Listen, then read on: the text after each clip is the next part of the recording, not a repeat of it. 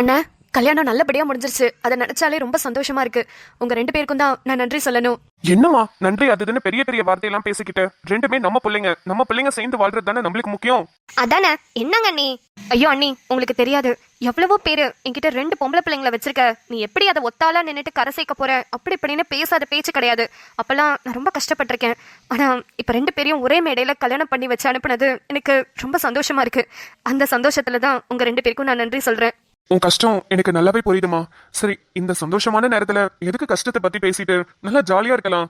அப்புறம் அண்ணி, நாங்களே உங்ககிட்ட பேசணும்னு நினைச்சோம். பெரிய பொண்ணுக்கும் கல்யாணம் ஆயிடுச்சு, சின்ன பொண்ணுக்கும் கல்யாணம் ஆயிடுச்சு. நீங்க தனியா அந்த வீட்டுல எப்படி இருப்பீங்க?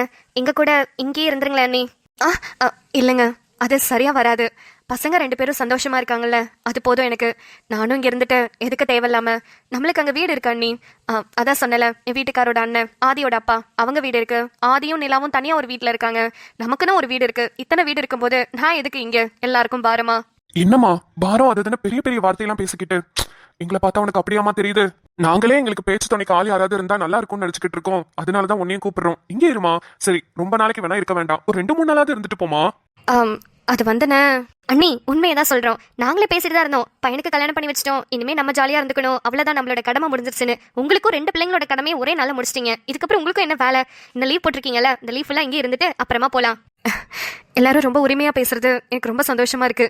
கண்டிப்பா இவ்வளவு தூரம் சொல்றீங்கல்ல, நான் இருக்கேன். சரிம்மா. ஆமா, இதுக்கு 2த்தையும் நம்ம தனியா விட்டுட்டு வந்தோமே, என்ன பண்ணிக்கிட்டு இருக்கோங்க? ஏங்க, இதெல்லாம் போய் ஆராய்ச்சி பண்ணிட்டு இருப்பாங்களா? புதுசா கல்யாணம் ஆனவங்க 2 பேரை நம்ம தனியா விட்டுட்டு வந்திருக்கோம். அவங்க என்ன பண்ண உங்களுக்கு என்ன? சி, இதெல்லாம் போய் கேட்டுக்கிட்டு. இருந்தாலும் எனக்கு மித்ரன் மேல நம்பிக்கையே வரமாட்டேங்குது சுஜாதா. என்ன பண்ணிக்கிட்டு இருப்பான்?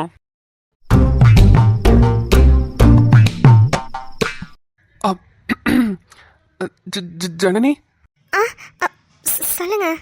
இல்லைங்க, உங்களுக்கு கம்ஃபர்டபுளா இருக்கா? இல்ல எதுவும் அன்கம்ஃபர்டபுளா இருந்தா சொல்லுங்க, நான் வெளியே போறேன். இல்லைங்க, அப்படிலாம் ஒன்றும் இல்லை, கம்ஃபர்டபுளாக தான் இருக்கு. ஓகே.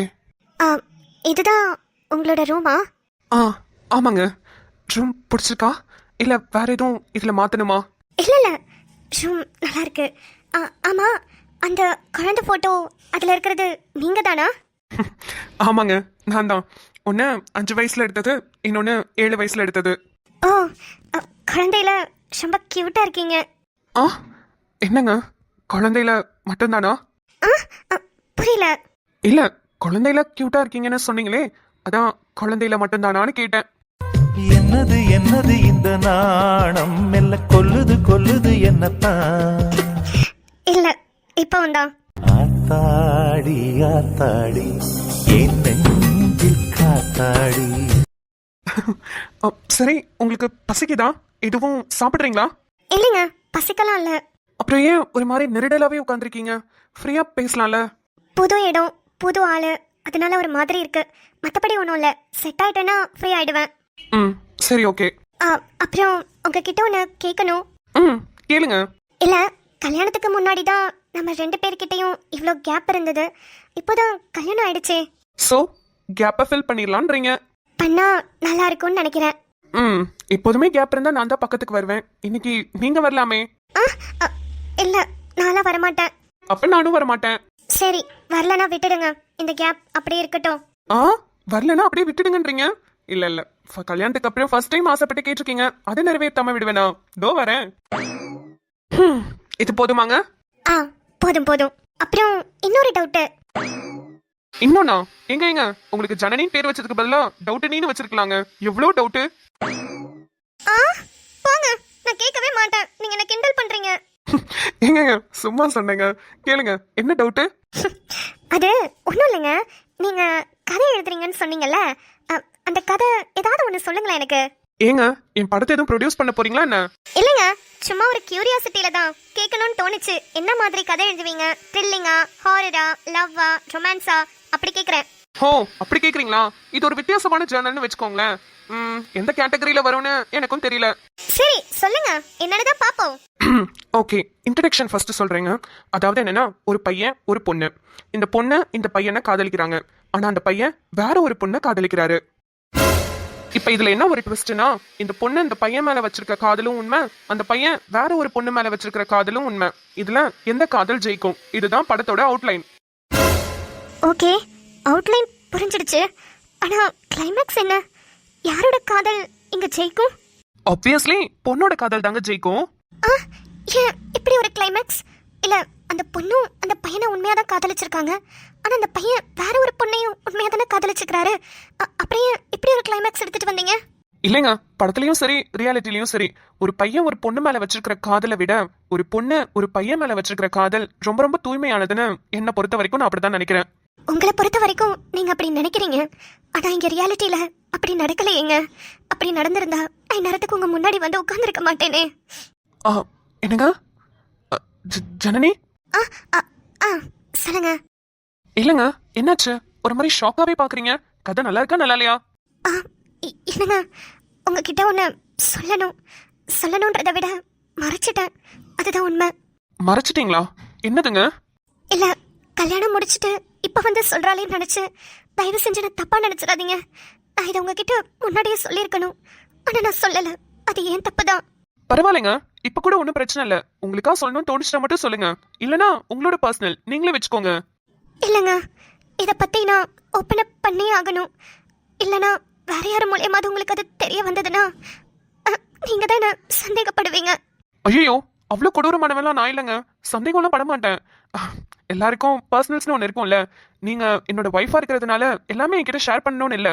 உங்களுக்குள்ளேயே நீங்க வச்சுக்கலாம். இப்பதானே கல்யாணம் ஆயிருக்கு, ஃபர்ஸ்ட் டைம் என் கூட இருக்கீங்க. அதனால மேபி உங்களுக்கு அப்படி இருக்கலாம்.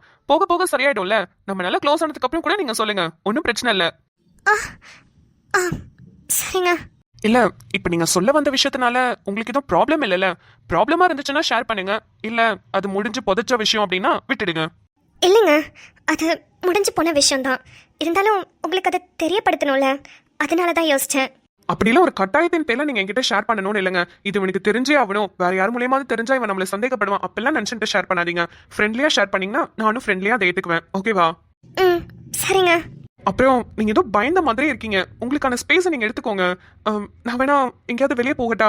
இல்ல எனக்கு ஏதோ நீங்க ஒரு மாதிரி நெருடலாவே இருக்கிற மாதிரி தோணுது. இல்லைங்க, நீங்க பேசுறது எனக்கு பிடிச்சிருக்கு. நீங்க ஏதாவது ஜாலியா பேசுங்க, நானும் கம்ஃபர்ட் ஆயிடுவேன். அப்படி சொல்ல வரீங்களா? சரி, ஓகே. நான் உங்ககிட்ட ஒரு கடிஜோ கேட்கவா? கடிச்சோக்கா? சரி, கேளுங்க. ஒரு பேஷண்ட் டாக்டர் கிட்ட போறான். அந்த டாக்டர் வந்து ஊசி போட வராரு. ஆனா அவன் தடுத்துக்கிட்டே இருக்கான். அதுக்கு அந்த டாக்டர் கேக்குறாரு, யோ நான் ஊசி போட வரும்போது ஏன் தடுத்துட்டே இருக்கேன்னு.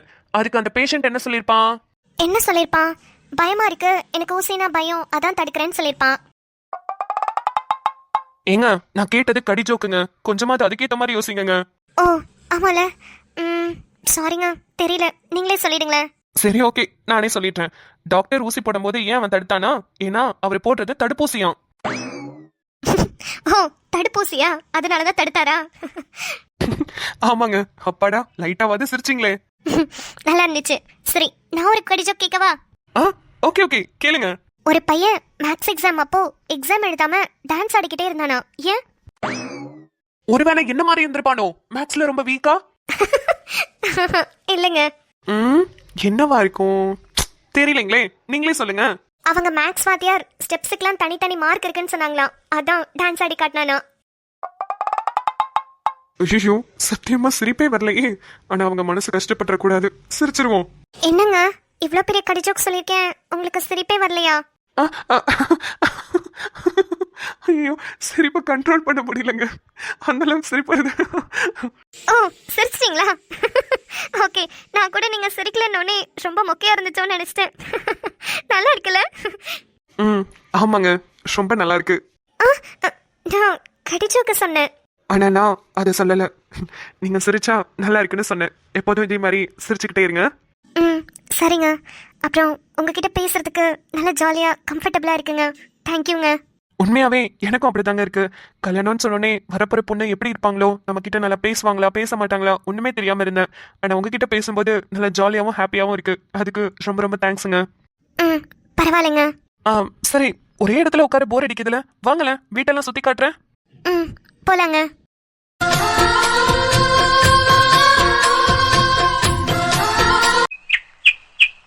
சூர்யா, வந்ததுல இருந்து நானும் பாக்குறேன், அப்பாவை காணோம். கடைக்கு எதுவும் போயிட்டாரா? இல்ல சாய், நம்ம 2 பேரும் தனியா இருக்கணும்னு அப்பா அத்தை வீட்டுக்கு போயிட்டாரு. என்ன சூர்யா சொல்றீங்க? உண்மையாவா? இதுக்கெல்லாம் எதுக்கு போகணும்? அவர் இங்க கூட்டிட்டு வாங்க, இல்லனா ஃபோன் அடிங்க, நீங்க போய் கூட்டிட்டு வரீங்களா? ஏய், நம்மளுக்கே ஒரு சான்ஸ் கொடுத்திருக்காங்க, அது எதுக்கு நீ இது பண்ற? சரி போறேன், ஆனா கொஞ்ச நேரம் கழிச்சு போறேனே. சூர்யா, இதெல்லாம் ரொம்ப தப்பு. அப்பா பாவம், அவர் வயசானவர், நம்மளுக்காக இங்கிட்ட அங்கிட்ட அவர் அலைய வைக்க முடியுமா? ஏய், என்னடி நான் ஏதோ போக சொன்ன மாதிரி என்ன கேக்குறேன்? அத்தைலாம் நம்மளுக்கு ஆர்த்தி எடுத்துட்டு அத்தையும் மாமாவும் கிளம்பினாங்கல்ல, அப்பவே அப்பா அவங்களோடய கிளம்பிட்டாரு. ஆனா இது எனக்கு தப்புன்னு தோணுது சூர்யா. சரி, இப்ப என்ன, அப்பாவை இங்க கூட்டிட்டு வரணும் அதானே? ஆமா. கூட்டிட்டு வரேன், ஆனா கொஞ்ச நேரம் கழிச்சு போறேன், சரியா? சரி. சாய்மா, நான் முன்னாடி உன்கிட்ட சொன்ன மாதிரி வீடு ரொம்ப சின்னதுதான். நீ வீடெல்லாம் சுத்தி பாத்தியா? அப்புறம் அங்க வெளியே ஒரு பைப் போட்டிருக்கோம்ல, அந்த பைப்ல தான் தண்ணி வரும். அங்க இருந்து தான் நம்ம தண்ணி பிடிக்கிற மாதிரி இருக்கும். சூர்யா, உண்மையை சொல்லணும்னா எனக்கு இந்த வீடு ரொம்ப பிடிச்சிருக்கு. அங்க அபார்ட்மெண்ட்ல சிட்டிக்குள்ள ஒரு மாதிரி கச்ச கச்சன்னு சவுண்டு கேட்கும். ஆனா இங்க மரத்தோட காத்து, குயில்களோட சவுண்டுன்னு அழகா இருக்கு. சின்ன சின்ன விஷயங்கள்லாம் ரசிக்கிற மாதிரி இருக்கு சூர்யா. நீ புதுசா பாக்குறதுனால உனக்கு அப்படி இருக்கும் சாய். ஆனா நான் எவ்வளவு பயந்துருக்கேன் தெரியுமா, உனக்கு பிடிக்குதோ பிடிக்காதோன்னு. நீங்க எதுக்கு பயந்தீங்கன்னு எனக்கு தெரியல, ஆனா எனக்கு ரொம்ப பிடிச்சிருக்கு சூர்யா. சரிம்மா. சூர்யா, நம்ம எப்ப பாத்துக்கிட்டோம்னு உங்களுக்கு ஞாபகம் இருக்கா? அந்த நாளை மறக்கவே முடியாது. இன்னைக்கு மட்டும் ஹாஸ்பிட்டல்ல அப்பாவை அட்மிட் பண்ணாம உன்னை நான் பார்க்காம போயிருந்தேனா, இன்னைக்கு பக்கத்துல நீ உட்கார்ந்துருக்கவே மாட்ட. ஏய் இரு, எனக்கு இப்பதான் ஞாபகம் வருது. உங்ககிட்ட இருந்தா அன்னைக்கு நான் 2000 ரூபாய் காசு வாங்கினேன்ல, அதுல 500 ரூபாய் தான் கொடுத்திருக்கேன். மீதி 1500 ரூபாய் உங்ககிட்ட நான் இப்ப கொடுக்கணும். ஆமா, நீங்க தான் எனக்கு கொடுக்கணும். கொடுக்கும்போது வட்டியோட சேர்த்து கொடுத்துருங்க என்ன? ஆனா நீங்க எவ்வளவு பெரிய ஆள் பாத்தீங்களா? என்கிட்ட இருந்து கடனும் வாங்கிட்டு என்னையவே கல்யாணமும் பண்ணிட்டீங்க. ஏடி, ஒரு 2000 ரூபாய்க்கு உனக்கு கல்யாணம் பண்ண நினைச்சிட்டு இருக்க? இல்ல, 2000 ரூபாய் கொடுத்ததுக்கு கல்யாணமே பண்ணிட்டீங்களே. இதே 2 லட்சம் ரூபாய் கொடுத்திருந்தா என்ன பண்ணிருப்பீங்கன்னு யோசிக்கிறேன். சூர்யா, அந்த காக்காவை பாருங்களேன். சூர்யா, அந்த காக்காக்கு யாரு சாப்பாடு வச்சா? அப்பாதான் சாய், எப்போதும் அது மாதிரிலாம் வைப்பாங்க. அந்த பாட்டில் எனக்கு செஞ்சு கொடுக்க சொன்னாரு, அதை ஓட்ட போட்டு நான் செஞ்சு கொடுத்தேன். ஆனா இந்த காக்காக்கு சாப்பாடு வைக்கிறது, தண்ணி வைக்கிறதெல்லாம் அப்பா தான் வைப்பாரு. இந்த காக்கா எப்போதுமே நம்ம வீட்டுக்கு வந்துதான் சாப்பிடும். அதுவும் அப்பா தண்ணி வச்சாதான் குடிக்கும், அப்பா சாப்பாடு வச்சாதான் சாப்பிடும். ஏன்னா அம்மாவே இங்க வந்து சாப்பிட்ற மாதிரி அப்பாவுக்கு ஒரு நினைப்பு. உண்மையாவா? ஆமா, அம்மாவும் அப்பாவும் ஒருத்தருக்கு ஒருத்தர் ரொம்ப பாசமா ரொம்ப சந்தோஷமா இருந்தாங்க. அம்மாவுக்கு திடீர்னு உடம்பு சரியில்லாம போய் டிபி வந்து ரொம்ப கஷ்டப்பட்டுட்டாங்க. அப்பெல்லாம் அப்பா ரொம்ப வருத்தப்பட்டு அழுதுட்டே இருப்பாரு. எப்படியாவது காப்பாத்திடலான்னு ரொம்ப போராட்டம், ஆனா முடியல. என்னைக்கு அம்மா இறந்தாங்களோ அன்னைக்கு நைட்டே இது மாதிரிலாம் கட்டி வச்சிட்டாரு. அம்மா வந்து சாப்பிட்டு போறத பார்த்தாதான் அப்பாவுக்கு திருப்தியா இருக்கும். அந்த நாளும் நல்லா ஓடின மாதிரி இருக்கும். இப்போ இந்த லெவலுக்கு இருக்காருன்னா அப்போ அந்த டைம்ல எவ்வளவு பாசமா இருந்திருப்பாங்கல்ல. ஆமா சாய். இதெல்லாம் கேட்கும்போது ரொம்ப ஆச்சரியமாவும் அழகாவும் இருக்கு சூர்யா. இனிமே என்ன ஆனாலும் சரி, டெய்லியும் காலையில சாப்பாடு, மத்தியானம் சாப்பாடுன்னு எல்லாமே கொண்டு வந்து நானே வைப்பேன். நானும் இந்த காக்காவை தான் அத்தையா பாக்குறேன். அம்மா கிளம்பிட்டாங்க. அம்மா, நாளைக்கு வாங்க, உங்களுக்காக நான் ஸ்பெஷலா சமைச்சு வைக்கிறேன். ஓய், என்னடி உண்மையாவா? ஆமா சூர்யா, அம்மா வந்து சாப்பிட்றாங்கன்னா இனிமே டெய்லி ஸ்பெஷல் தான். இதெல்லாம் கழட்டி வச்சிருங்க. நல்ல இலை போட்டு சாம்பார், நெய், பொரியல், அப்பளம், வடைன்னு எல்லாமே தினமும் செஞ்சு தரேன். அதெல்லாம் வேணாண்டி, டெய்லியும் அது மாதிரி போட்டாலே காக்கா சாப்பிடும். காக்காவா இருந்தா டெய்லியும் போடலாம், ஆனா உண்மையாவே அம்மாவா இருந்தா வேண்டாம் சூர்யா. நான் அப்பாவோட நம்பிக்கையை கெடுக்க விரும்பல. நான் நல்லா சமைச்சு போடுறேனே. சரிடி பொண்டாட்டி, அப்புறம் உன் விருப்பம். என்ன சொன்னீங்க? சரிடி பொண்டாட்டி, உன் விருப்பம்னு சொன்னேன்.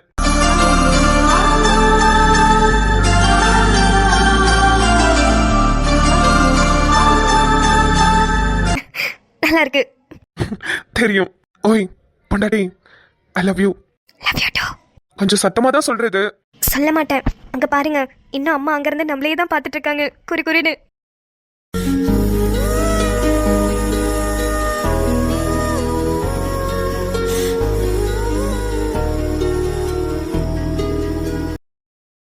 சார், ப்ளீஸ் கோவப்படாதீங்க. அவர் உங்களை தப்பா பேசினதுக்கு நான் மன்னிப்பு கேட்டுக்கிறேன். Sorry sir. சாரிலாம் வேண்டாமா, நான் என்ன சொல்லிட்டு இருக்கேன்றதே காதுல வாங்க மாட்டேங்கிறாரு. இப்ப என்னவா அவருக்கு? வெளியே போகணுமா? ஆதித்யா சார் வந்து சைன் போடணும். அது வரைக்கும் கொஞ்ச நேரம் அமைதியா இருங்க. நான் அவருக்கு போன் பண்ணிட்டேன், ஆதித்யா சார் வந்துட்டு இருக்காரு. ஆதி வராரா சார்? ஆமாமா, வேற என்ன பண்றது, வர சொல்லிட்டேன். இன்னைக்கு அவர் தங்கச்சிங்களுக்கு கல்யாணம், அதை கூட பார்க்க முடியாம அவர் கிளம்பி வந்துட்டு இருக்காரு. தங்கச்சிக்கா? யாருக்கு? அவரோட தங்கச்சிங்களுக்கு தான், சாய், ஜனனிக்கு. என்ன சொல்றீங்க? ஜனனிக்கும் சாய்க்கும் கல்யாணமா? சார், சாய்க்கும் கல்யாணமா? ஆமா, ஏமா, உங்களுக்குலாம் முன்னாடியே தெரியுமா? சாய் என் கூட தான் படிச்சாங்க, அதான் கேட்டேன். மணேனா சார், வாங்க சார். என்னன்னு, என்ன பிரச்சனை? ராம், என்னாச்சு? ஆதி, இவ கூட எல்லாம் என்னால இனிமே இருக்க முடியாது. ஆதி, என்ன ரிலீஸ் பண்ணி வெளியே விடுங்க. வெளியே போனாவது மனுஷன் நிம்மதியா இருப்பேன். உள்ள இருந்து உயிரை வாங்கி சாவடிக்கிறா.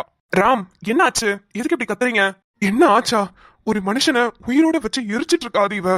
எத்தனை பேரு எத்தனை வாட்டி இவகிட்ட கேட்டாச்சு, வாய திறக்கறாளா பாத்தீங்களா? அம்மிக்கல்லு மாதிரி அப்படியே உட்கார்ந்துருக்கா. மணியண்ண நீங்க போங்க, நான் பாத்துக்கிறேன்.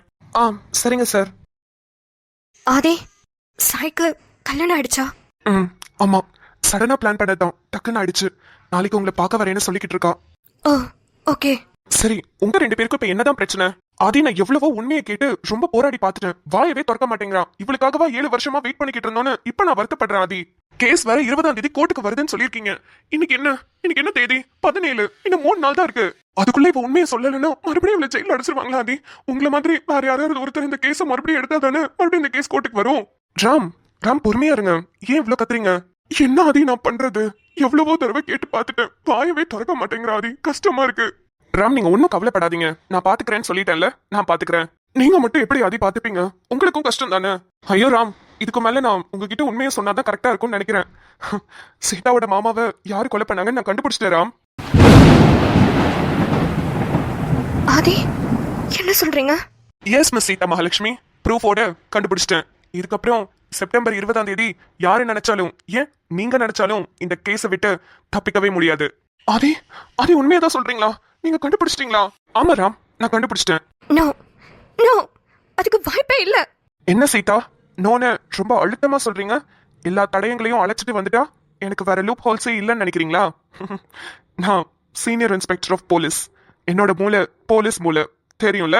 ஆதி ஆதி சொல்லுங்க, யாரு இவங்க மாமாவை கொலை பண்ணது? ப்ளீஸ் ஆதி சொல்லுங்க. ஆதி சீதாவோட மாமாவை கொலை பண்ணது வேற யாரும் இல்ல,